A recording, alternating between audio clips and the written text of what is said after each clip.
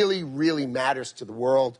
When America shines, the world shines, because they all need to make sure America is strong and powerful to take care of them, God forbid. And so I think America and the Western Hemisphere are vital to America, and I'm going to leave that to my national security people to address. Right. The rest of us, I think, are finding it harder to make that kind of separation clearly. And I would be curious to know how the representatives of the UK and Canada might want to think about these issues. Do you see them as starkly divided, as Secretary Lutnick would like us to have them? Does this logic of what's good for America is good for the world convince in this extraordinarily strong, extremely eloquent expression that we've just heard? You go first. Thank you. Thanks, Francois-Philippe. We're friends. So I'm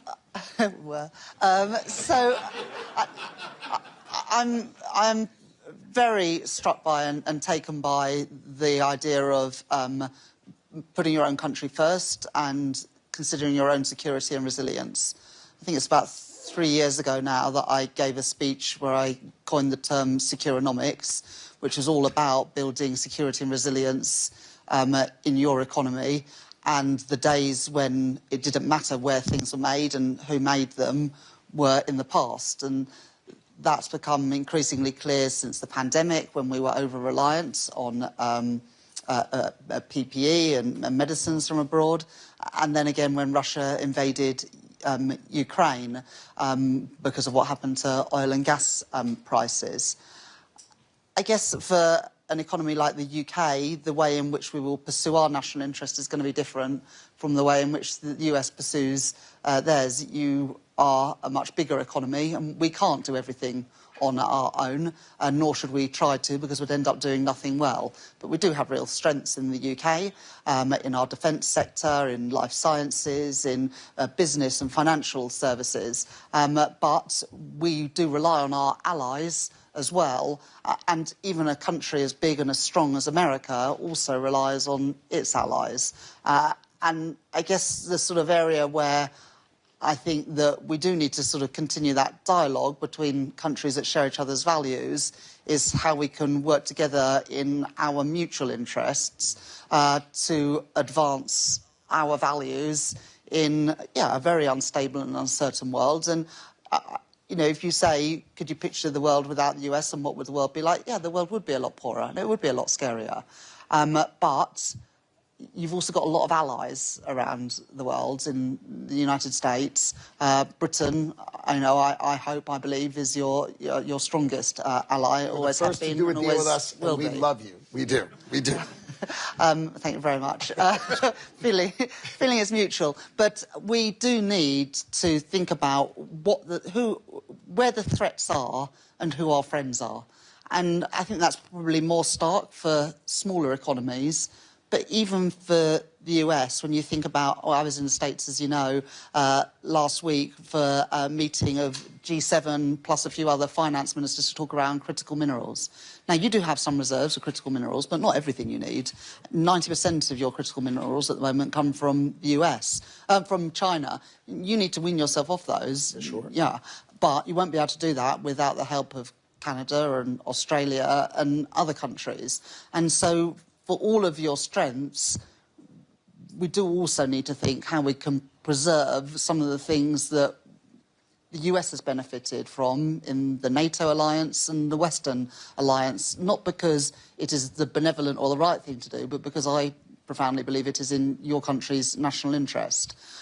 The other thing I just wanted to say, Adam, in terms of sort of building security and resilience, but for my country, it's about our industrial strategy, where we're really focusing on these sectors where we are really good. We're not going to be a semiconductor superpower in the UK. That's not realistic. So it but we've like got friends. biotech.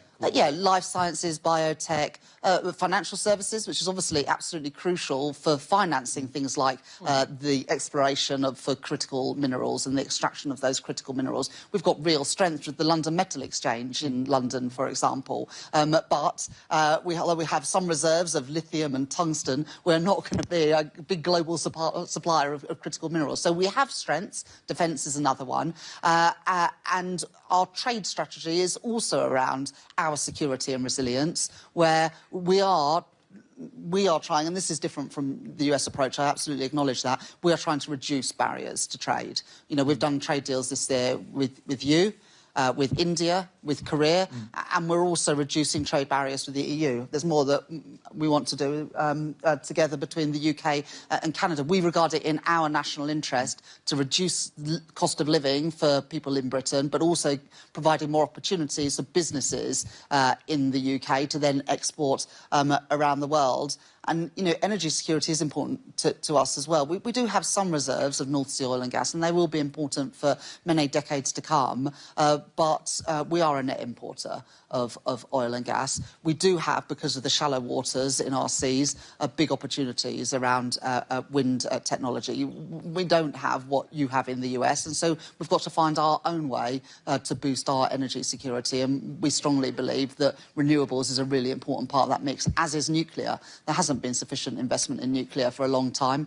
We've signed off Sizewell C, big nuclear reactor, as well as small modular reactors in North Wales. So, you know, that security for us is around energy security, our security through our industrial strategy and our trade strategy as well. So I think a lot of shared analysis of what the problem is. The solution is going to be different in every country, but what I would urge Howard and others in the administration just to think of is how your allies can also help you achieve your objectives, which I think are in your national interest, as well as helping all of the Western world to thrive. Can I bring in Mr. Sure. Well, listen, it's a real pleasure to be with Howard and obviously Rachel and colleagues.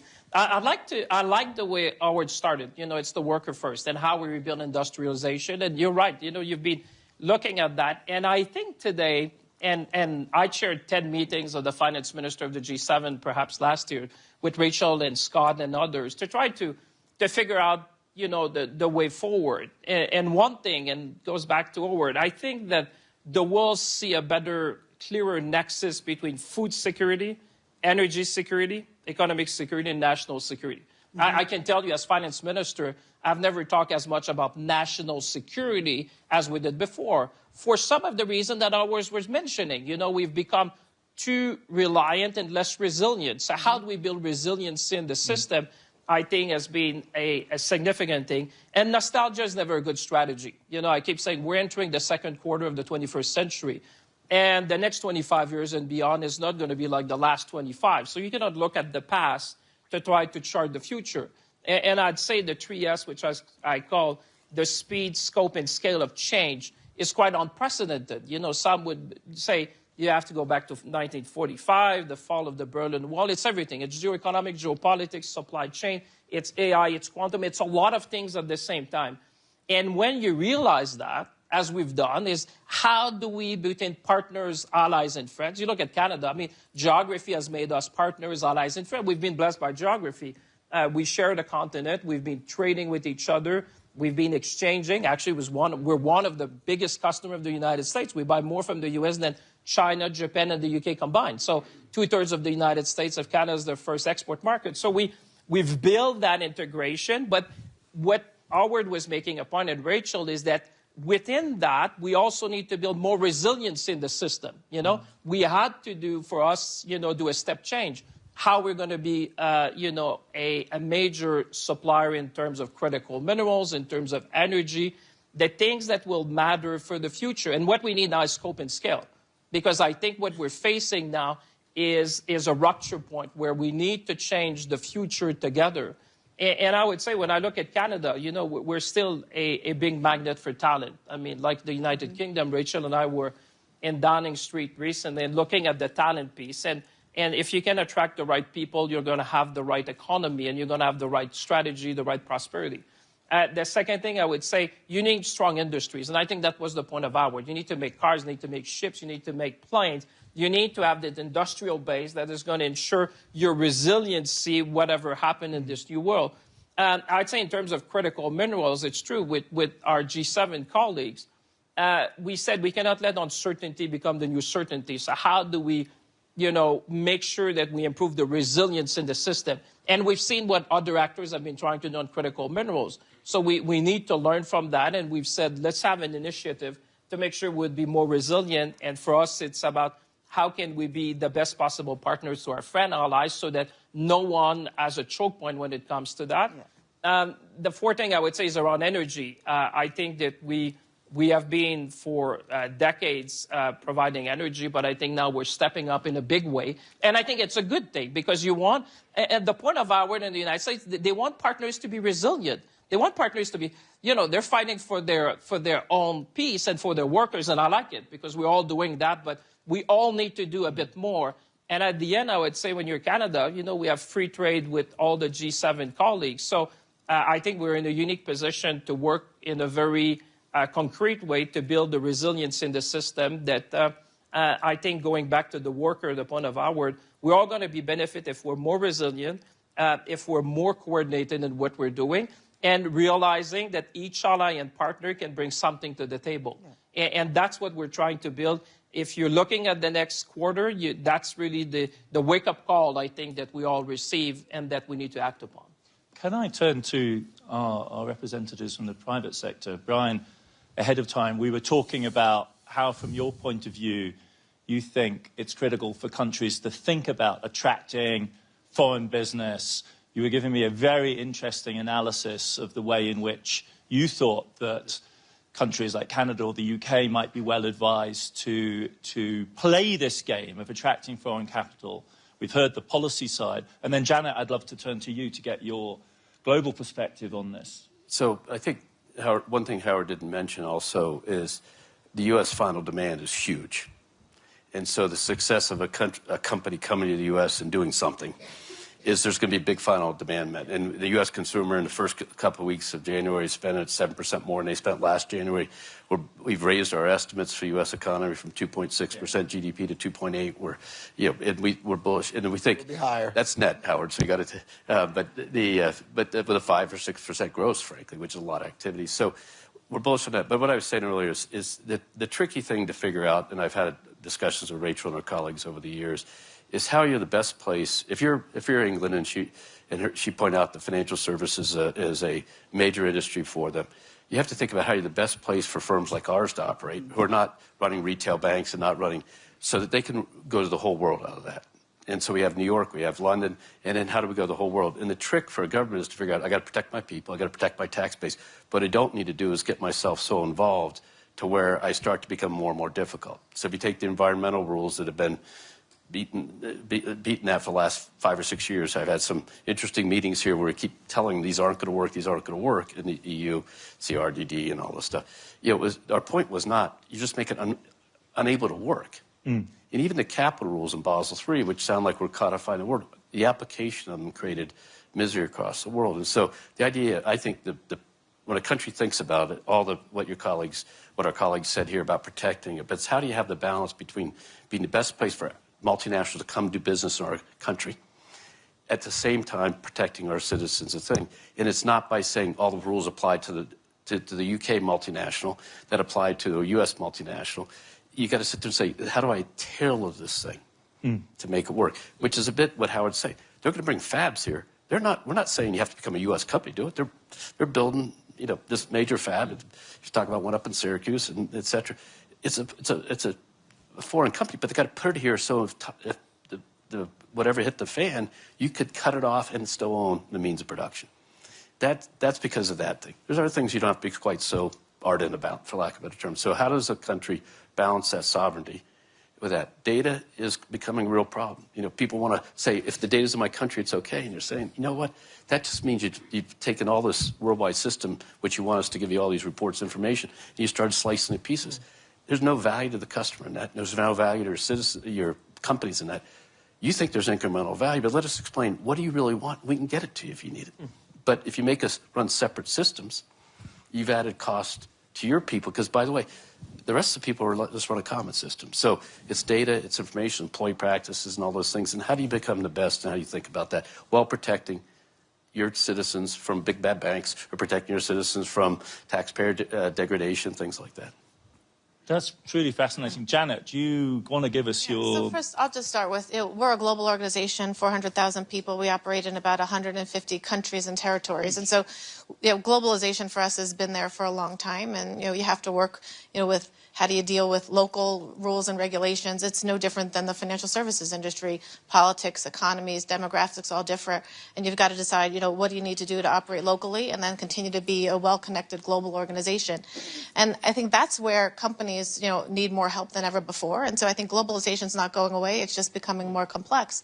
So we look at the landscape and, the geo-strategy of companies has been elevated like we've never seen before in the last 2 years to be a board-level conversation. 94% of our, CEOs that we survey are really investing significant money, to really games, and scenario plan, not one or two, but 6 or 7 different scenarios because of the complexities that we're talking about here today. And resiliency you talked about, that's what's so important for these organizations. And just being here last year, where there was, uncertainty, compared to this year, I think last year we saw a lot of companies kind of wait and see and, we'll take some time to see, how we pivot. I think now, our most sophisticated clients, they can't wait. So they're going to have to make some bets. They're going to have to make some investments. Some will work out, some won't. But, that paralysis is no longer an option, and they're going to have to move forward. Can I double down on that and ask both of you from the private sector whether you are seeing already, just expanding on the point you've just made, where is this tipping point coming? Like, when is the private sector, globally or in the US, where are you seeing the flows shift? Because I'm a policy wonk kind of person. I'm always talking up the story. So the politicians have a stake in also, in some sense, talking up the story because you need programs. The visions of the Trump administration are astonishingly bold.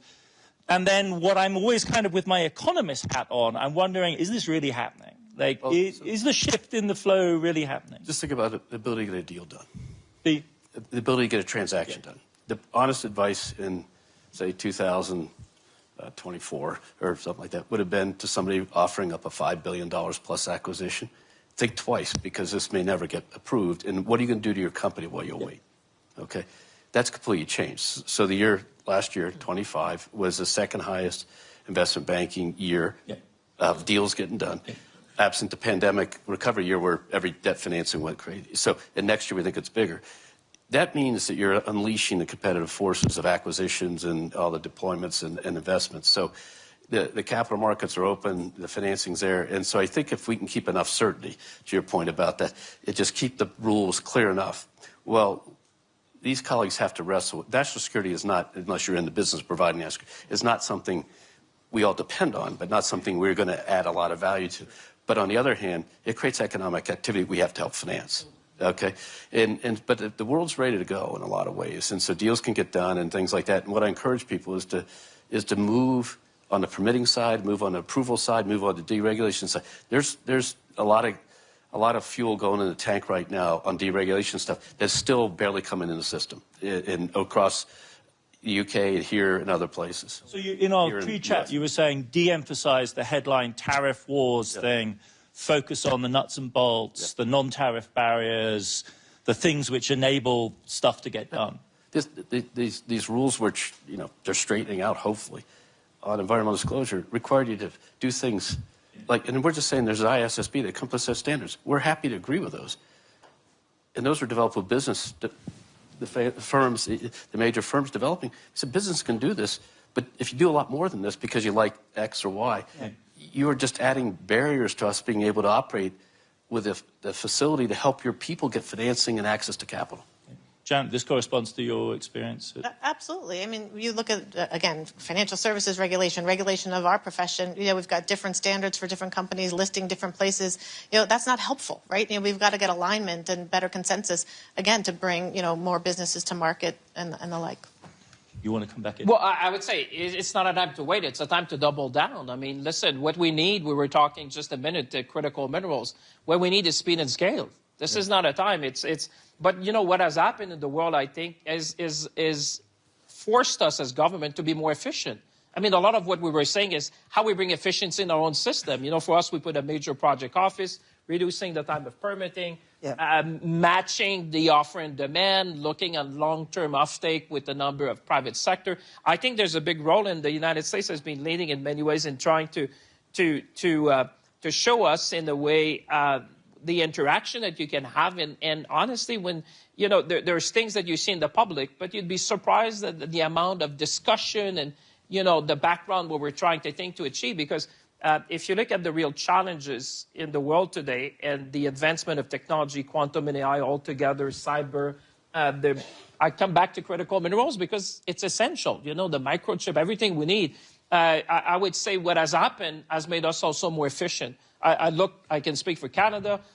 We have done things in the recent past that, you know, were long-standing that we needed to do. And Rachel and I, we've been sharing, and Howard has been obviously a lot as well in the United States. So I would say from our side, it has made us more efficient because I don't think that you'll see change is obviously part of history, but I don't think the speed and scope and scale of change will relax. I think you will see that for quite some time. So better adapt to that, be efficient, and like you said, these investments that are waiting, I think we've passed the time of waiting now.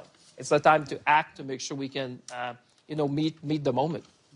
I'd love to go out to the audience for some questions. The fate of these panels is that we have too little time, too many great speakers, but I'd really like to open it up. I see 3 hands here. I'll start here with Peter Goodman, I think, at the time. Yeah, hey, Peter Goodman with the New York Times. Mr. Secretary, I'm wondering where the safeguarding of credibility in the institutions of American governance fits into your vision for America First. And specifically, where do you stand on the importance of Fed independence? And what are we to make of the fact that we've actually seen manufacturing jobs decline over the last year? I'm going to collect a few. So I'm going to go, I think there was let's see, another gentleman here, and then I'll go to there. We'll try and do 2 rounds. Thank you. I was going to ask about central bank independence, but not just the Fed, actually, more generally. But actually, I'll pivot to something else. So deregulation, which we've certainly seen in the US, also in the UK. How do you see those as tailwinds? We definitely see tailwinds in the US from a financial services perspective. How do you see it in other markets? Also, probably hear from the Chancellor. Lady at the front here in the grey. We'll just do the front row for our starter round. Hi, Mehreen Khan from the Times. Chancellor, you said that it's very important to understand who our friends are and what the threats are. Is China a friend to the UK or is it a threat to the UK? The Prime Minister will be making a visit to China in the next couple of weeks, the first in many years. And Commerce Secretary, would you like to see the UK government taking a position on China that's much more in line with your administration's? Well, that's a great round of questions. Secretary Lutnick, we've not heard from you in a while. Clearly, I'd like the UK, who was our great friend and ally, to be aligned with us. Right? That's clear. With respect to interest rates in America, there's been a classic policy that when the U.S. economy does well, raise rates and put brakes on it. When the U.S. economy is doing poorly, cut rates and add gas to it. But basically define mediocrity one way or the other. And President Trump thinks quite differently. We are the best credit in the world. Why are we paying a higher rate than all the other credits of the world? It makes no sense. Our rates are too high. It's just binary. Our rates should be much lower so that our economy can finally flourish. I think we're going to grow more than 5% GDP this quarter, and that's for the $30 trillion U.S. economy. And if rates were lower, you would see us hit 6%. What is holding us back is ourselves, okay? We are going to align our economy and our industrial policy with growth and success, and we hope to export that. I hope the UK follows our energy policy, follows our digital policy, so that our great tech companies can invest in the UK, can invest in Canada, can invest in Europe. But they can't if they have the Digital Services Act, the Digital Services Act, the Digital Markets Act, the digital this, the digital that. Europe has taxed our companies with fines and regulatory attacks more than they've earned in taxes on their own technology companies. Instead of saying, come and build and grow and build data centers here, they tax the heck out of them with fines and regulations that harm them. It's illogical. There's a reason the United States has $18 trillion of economic power coming in. You just watch. I couldn't say 5%, and I couldn't say, I think, 6% if we cut interest rates is in the cards, unless that $18 trillion comes to America to build. And let me give you a hint. It's coming, and it's coming fast. But I asked you about the principle of independence.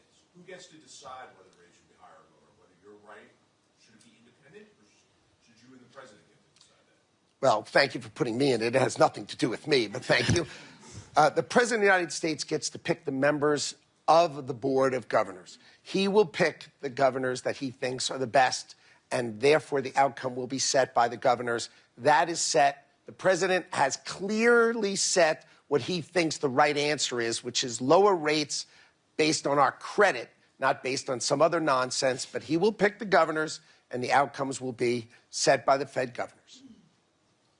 That I find illuminating in the sense that it's the sheer drama of your vision of potential American growth that helps us better understand the stakes in the struggle over the Fed. I think that is actually, for me, quite an illuminating answer. It segues very well with the AI discourse as well, about the urgency of the current moment and the coincidence of the AI boom with the first year of the Trump presidency. As a historian, I think we'll look back on as a hugely powerful moment. We had a bunch of really other interesting questions. Maybe, Chancellor Reeves, you would like to pick up the question from Marine Khan? Yes, first of all, I'll say something about central banks, though. In the UK, with this government, we very much believe in the independence of central banks and, indeed, respect for wider economic institutions. It's only 3 and a bit years ago that a previous Conservative Prime Minister and Chancellor spent months undermining the Bank of England, didn't allow the independent forecaster to do a budget forecast, combined with a load of unaffordable tax policy, sent interest rates soaring in the UK, inflation was unleashed and pensions were put in peril. And so we very much believe that even though, of course, we would like interest rates to be lower, we have to get inflation down to get interest rates lower, which is why we're taking £150 off of energy bills for all UK households from April this year, freezing rail fares, freezing prescription charges to bring down inflation, which is currently at 3.2%. Bank of England think it will be back at target by late spring, early summer, and that will enable the Bank of England, so not taking shortcuts, but enable the bank to cut interest rates. On Antonio's question, I was laughing a little bit when people were talking about deregulation. Antonio and I, when I became Chancellor, would message each other regularly about development, I think in Horsham, was it, in Sussex, where you had some microscopic snails that, as a result, were stopping any houses being built. You know, in our regulatory system, we cared more about microscopic snails than we did about young families and first-time buyers getting on the housing ladder. Well, Antonio, I think you can confirm that has changed now. You are building those houses because we've changed the rules and regulations.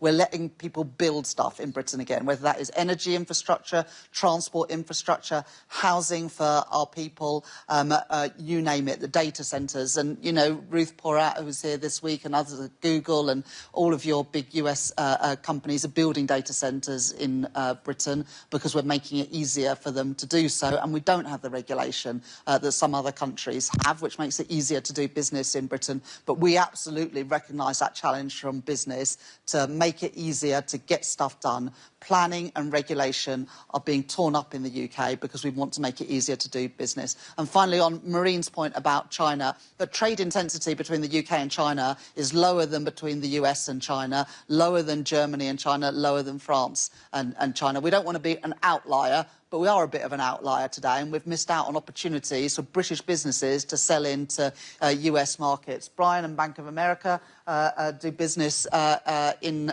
China. We want to help British businesses as well to be able to export to those fast-growing markets. That's in our national interest, but we also need to make sure that we use that relationship to challenge where necessary in a whole range of areas, including on areas such as dumping and the lack of respect for some rights of activists like Jimmy Lai, which we raise regularly with the Chinese. But you've got to be in the room to be able to have those conversations. You're not always going to be able to agree, but if you refuse to engage, then you're unable to have those difficult conversations too. If I may, I'll go to another round of questions. We've got people queuing up in the audience. The gentleman here, smiling at me with a tie, woman here in the check top, and then gent here in the middle. Oh, have we got over here? We'll do 4. Okay, where you go? Joel Hills from ITV News. A question for Mr. Lutnick, if I can, from the UK, Mr. Lutnick. It is said that President Trump rather likes and admires shows of strength. What will happen if Europe does decide to respond with tariffs? This lady here in the red-checked top. I was actually going to ask exactly the same one about retaliatory tariffs, so I'll ask a different one. Isn't there likely to become a point at which financial markets, this is also one for the Trade Secretary, isn't there likely to come a point at which financial markets start to become concerned, as they did a couple of years ago in the UK, about the credibility of institutions, about whether the US is a reliable place to go to do business, whether they can trust the rule of law, whether there's so much uncertainty about the sort of trade environment and so on that it becomes a riskier place to invest? I'm going to take 2 more because this is going so well. Here we go. Gentleman here with the tie. There we go. And then over here, Ravi. Right. I'm David Rhodes from Sky News in the UK. And my question is actually for EY and Bank America. Secretary Lutnick, you said that globalization had failed the West and failed the United States. And you said it's left America behind. So I'd be interested to know some of the ways that the Bank of America and EY have been left behind in this set of circumstances that you're describing. Ravi. Hi there, Ravi Agrawal from Foreign Policy Magazine. Secretary Lutnick, I thought your first answer was illuminating about what America First is, and you framed it partly as an expression of sovereignty. And I guess my question to you is, what about the sovereignty of other nations? And this is linked to your role because the threats on Greenland are no longer hypothetical. You're already proposing economic warfare against 8 European countries. So how does this add up? Does sovereignty matter or not? So I'll try to start on this side, which is when we launched our tariff regime on April 2nd, the world was aflutter with all of these kind of comments. But since then, if you check at the end of 2025, you will see all of the key indicators are up. The UK stock market's up, Europe's stock market is up, Japan is up, Korea is up. They are all up because, as it turns out, there is much more stability in a strong America and a natural and long-term relationship between 2 countries. I think with respect to the tariff policy, the president uses tariff policy to make sure people are talking and paying attention and not just acting. You have seen him use tariff policy again and again to have outcomes that are reasonable and appropriate. So the fact that he doesn't want things to be done without discussion and without consideration is a way for him to say, hey, you need to talk to us. If you're our great ally, you need to talk to us. Do I think the trade deals that we've set with Europe, with the UK, are they durable? I absolutely do. I do not see a model where Europe would decide, I want to blow up the tariff I have on automobiles or on pharmaceuticals or on semiconductors. I'd like to just go back to the way it was in April. I just don't see that happening. What I see happening is diplomacy and talking and at the table rather than action, which is something I think the president cares about. and is important to the president. And I said, I will leave that to my national security people. But the president is clear-minded and clear of thought. He feels, and he's talked about this for 30 years, he has felt that the industrial policy of the United States allowed it to be hollowed out, and that would be true of Britain, and that would be true of Europe, that all of this has moved to Asia, right, where they make everything and we just buy it. And that has got to end.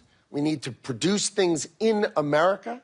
We need to produce things, and we encourage the UK to do the same, right? And you agree. It's not as if we disagree. So that's the history, and sovereignty for America says we need to have our own steel. We need to have aluminum.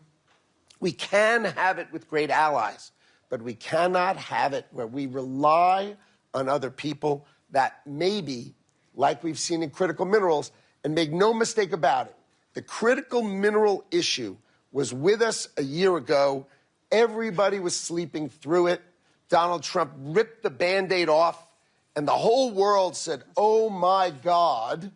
And that is the intuition and power of Donald Trump's presidency, is that he's teaching the world what is wrong, and now the world is working together with respect to critical minerals to fix it, right? But there are all sorts of things that need to be fixed, one of which is a modification of industrial policy, that the United States of America should be a place where you build things, and I would encourage the UK to do the same. Granted, it can't be everything to everyone, but there are a lot of things. Same for Canada, same for all our allies. And what happens if Europe retaliates with tariffs of its own, Mr. Lutnick? Well, then we'll be back to a tit for tat, which is how we began, and it will end in a very positive conversation between Donald Trump and Ursula von der Leyen, which is what happened last time. So you can start with a kerfluffle, but in the end, right, the United States and Europe are great allies. The United States and the UK are great allies. These are our great allies, right? We are great allies with Canada. We are great allies. It doesn't mean you don't have an argument. It doesn't mean you don't disagree. But it doesn't change the fundamentals of the United States knows who our allies are. And if we're going to have a kerfluffle, so be it. But we know where it's going to end. It's going to end in a reasonable manner that, in our view, prior to Donald Trump taking the helm of the United States of America, the world was taking the piss out of us, right? And we were exporting the power of our economy to the rest of the world. In 1 year of change, I just said my expectation is GDP of the United States of America is over 5% in the first quarter of 2026. That's just my opinion. But so far, in the first quarter, if you saw what I said I thought the United States would grow 4%, and the whole world said, you got to be kidding me. 4.3% in the third quarter. You're going to see plus 5% from the United States of America, the $30 trillion economy, winning. And that's good for the world. We're out of time, but I still want to give the final word to our representatives from the private sector, because I thought this question that you asked was really quite a fundamental one.